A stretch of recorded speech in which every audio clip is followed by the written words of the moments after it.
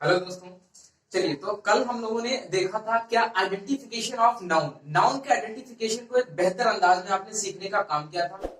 आज हम लोग उसी चीज को आगे बढ़ाते हैं और बहुत ही खूबसूरत वे में, खूबसूरत अंदाज में उस चीज को समझने का काम करेंगे। आइए भाई देखिएगा इस चीज को। क्या लिखा आपने कि आपने समझा था क्या कल आइडेंटिफिकेशन ऑफ नाउन की, नाउन की आइडेंटिफिकेशन पहचान कैसे कर सकते हैं, तो वो आपने कल सीख लिया था।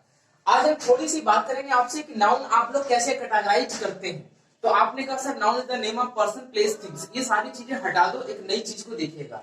क्या है कि अगर हम लोग नाउन की मेरे भाई बात करें, ठीक है, अगर हम लोगों ने नाउन की बात की तो नाउन क्या है, तो नाउन को हम लोग बोलेंगे अपने आप में क्या, एक अपने आप में एक एक नेमिंग वर्ड होता है। ठीक, नेमिंग वर्ड जब ये होता है तो उसको चार तरीके से कैटेगराइज आप कर सकते हैं। मेरे साथ में आइएगा। जब ये चार तरीके से हम इसे कैटेगराइज करेंगे तो पहला तरीका जो हमारा होता है उसको हम लोग बोलते हैं, कुछ ऐसे नाउन है जो विजिबल होते हैं। इतनी बात क्लियर हो पा रही है भाई? कितने होते हैं? तो विजिबल नाउन कुछ ऐसे होते हैं जो विजिबल कैटेगरी में आते हैं। कुछ ऐसे नाउन आपके होते हैं जो केवल फेल्ट ओनली की कैटेगरी में आते हैं। आपने ये देखा है, फेल्ट ओनली की कैटेगरी में जिनको सिर्फ और सिर्फ महसूस किया जा सकता है, ऐसे नाउन को कहते हैं फेल्ट ओनली। आगे बढ़ते हैं तो एक और नाउन की वैरायटी होती है जिसको हम लोग बोलने का काम करते हैं, क्या मेरे भाई? यूनिट। क्या बोलने का काम करते हैं? यूनिट। ठीक है। और एक और टाइप की होती है जिसको हम लोग कहते हैं नाउन इक्विवेलेंट। ये चीज आप सीखेंगे, नाउन इक्विवेलेंट। और ये होता क्या है, आपके एग्जाम में बहुत ही जबरदस्त तरीके से इस पे यूजेस बने। ठीक है भाई। तो अगर विजिबल नाउन की बात करें, मैं आपसे कह दूं भैया कोई पर्सन है तो पर्सन को आप विजिबल, विजिबल है कि नहीं है, आप बोलेंगे भैया बिल्कुल विजिबल है, यानी पर्सन अपने आप में विजिबल नाउन हो गया।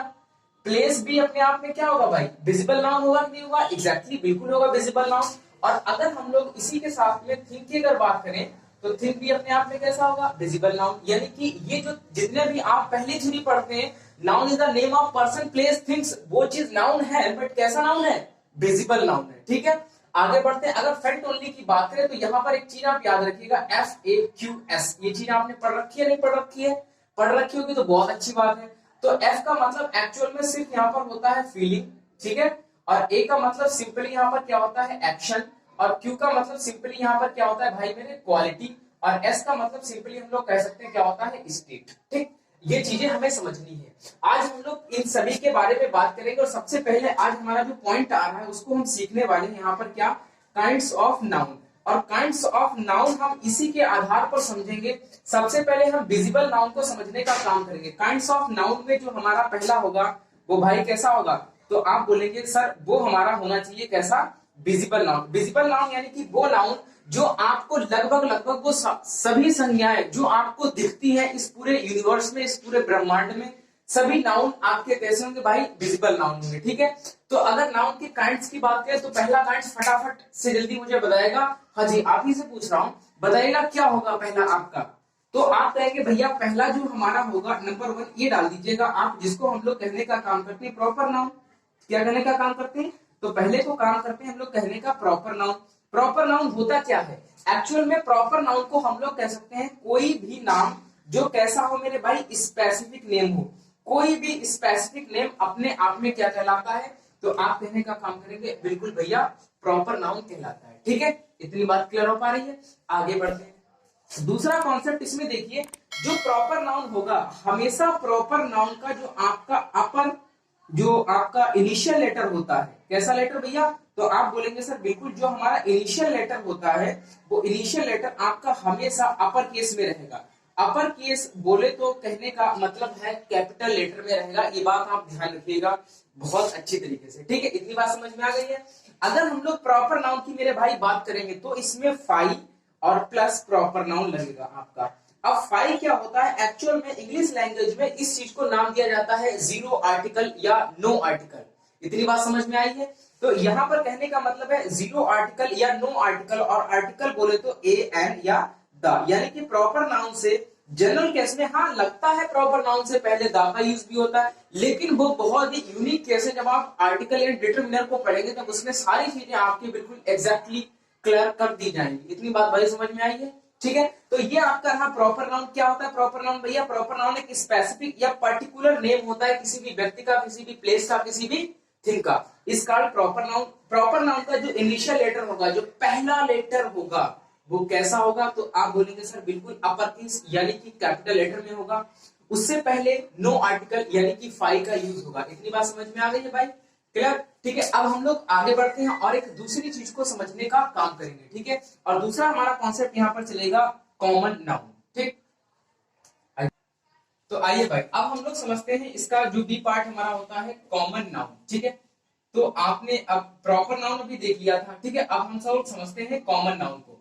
कॉमन नाउन क्या होता है, इस चीज को समझने का काम करें। कॉमन नाउन एक ऐसा नाउन होता है जो कॉमन तो होता है, पर्टिकुलर नहीं होता है। और स्पेशली क्या होता है, इस चीज को समझने का काम करें। कॉमन नाउन जो भी होगा, जब भी आप किसी कॉमन नाउन का यूज करेंगे मेरे भाई, ठीक है, तो वो एक कॉमन नाउन पूरी की पूरी क्लास को, पूरे के पूरे उस नाउन के वर्ग को रिप्रेजेंट करने का काम करता है कॉमन नाउन।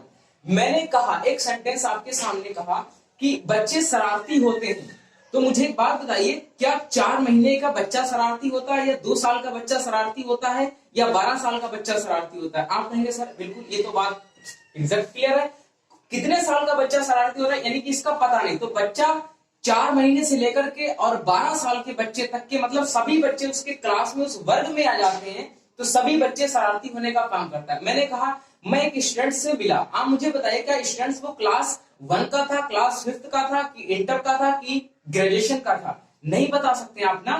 तो वो स्टूडेंट्स एक पूरी की पूरी उस विद्यार्थियों के समूह को रिप्रेजेंट करने का काम करता है, और वही काम किसका होता है, कॉमन नाउन का। ये बात भाई समझ में आ गई है? नहीं आ गई है? तो इतनी बात आई होप कि आपके समझ में आ गई होगी।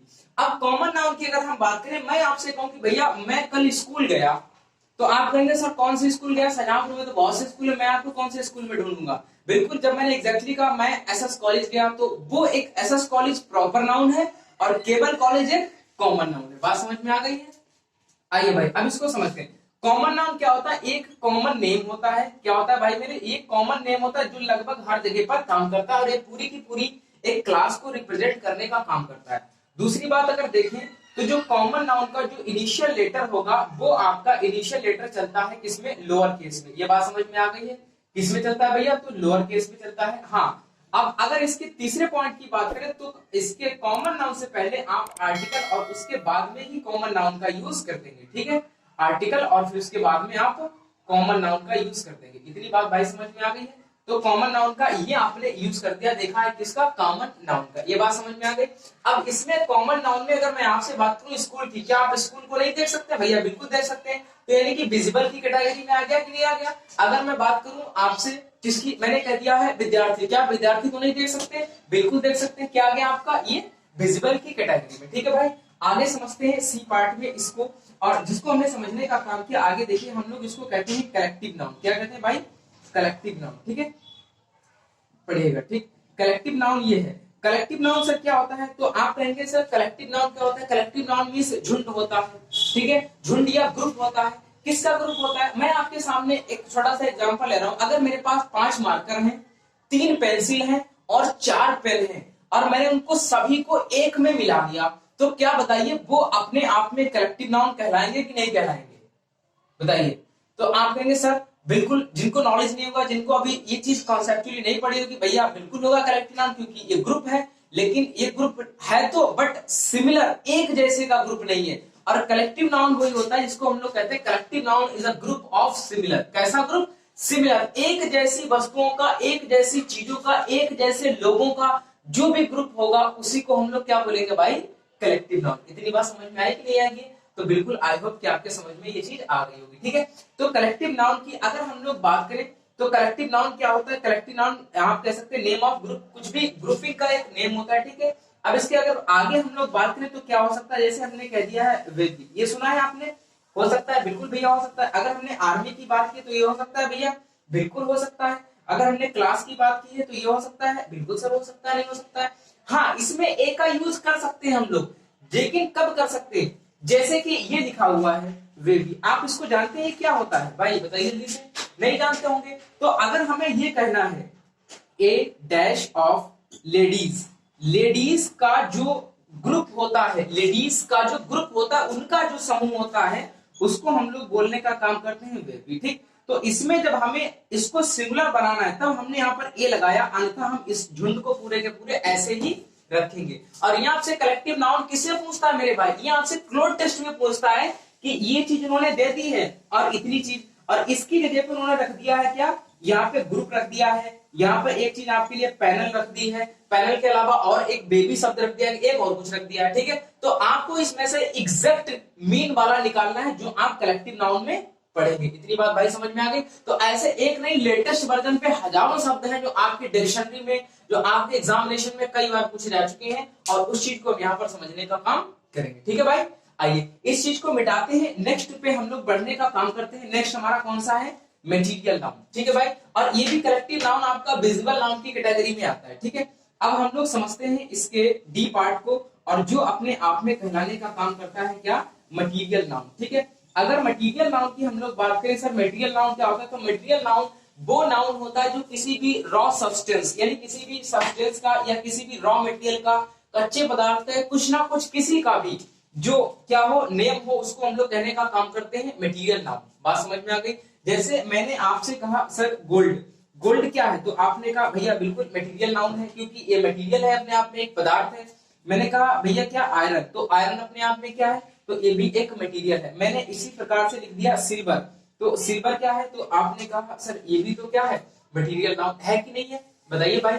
बिल्कुल है। और अगर मैं यहीं पर आपके सामने बात कर दूं, जैसे मैंने कहा लेड, तो लेड भी अपने आप में क्या है, ये भी अपने आप में मटेरियल नाउन होता है। तो वो सभी चीज, जैसे मैंने कह दिया वुड, तो वुड भी अपने आप में क्या है भाई, मटेरियल नाउन है, ठीक है। तो मटेरियल नाउन से पहले आप ए और एन का यूज नहीं करते हैं, ये बात ध्यान रखिएगा, ए और एन का यूज नहीं करते हैं। लेकिन हाँ, स्पेसिफिक सेंस में इसके साथ दा का यूज होगा, उसका यूज करना हम आपको सिखाएंगे, ठीक है भाई।